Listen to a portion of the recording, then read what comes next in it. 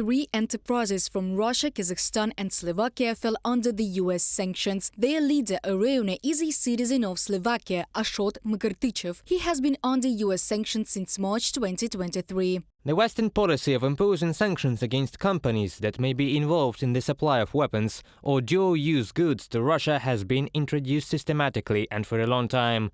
Two countries are very actively involved in this, Great Britain and the USA. They are most closely and meticulously watching those who help Russia provide precisely the military-industrial complex.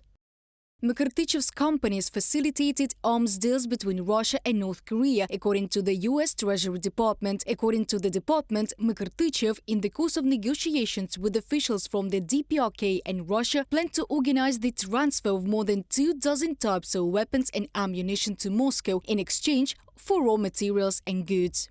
The United States continues to root out illicit financial networks that seek to channel support from North Korea to Russia's war machine. Alongside our allies and partners, we remain committed to exposing and disrupting the arms trade underpinning Putin's brutal war in Ukraine. Brian Nelson, Undersecretary of the Treasury for Terrorism and Financial Intelligence of the United States, from a post on the U.S. Department of the Treasury website.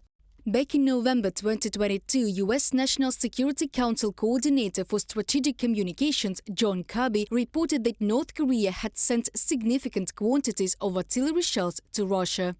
Our information indicates that the DPRK is covertly supplying Russia's war in Ukraine with a significant number of artillery shells, while obfuscating the real destination of the arms shipments by trying to make it appear as though they are being sent to countries in the Middle East or North Africa. John Kirby, Coordinator for Strategic Communications at the National Security Council and the White House, from the CNN Post. The Russian army is shelling Ukraine with weapons that contain foreign components, Yuri Ignat, spokesman for the Air Force of the Armed Forces of Ukraine, said. Indeed, the appearance of fresh missiles, the April ones, as reported by the Office of the President, in our space, to put it mildly, does not make happy many people, and everyone understands that Russia has managed to establish parallel imports to supply itself with goods that can be used both in everyday life and in the military sphere. Western countries were shown that here is a missile, here is a drone, here is a spare part, here is the company that makes it. Well, planes also roll off the assembly line. Technology is also needed there. Russia does not have such technologies today to create them itself. Therefore, sanctions should not only be announced, but also controlled and influenced by all the world leaders who can influence this process. Yuri Ignat, spokesperson of the Air Force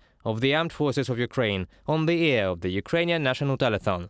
On August the 15th, the Russian military bombarded Ukraine with Ha-101 missiles produced in 2023. Such missiles contain up to 3 dozen foreign chips. Reported by Diana Kolesnik, Yulia Bil, UATV News.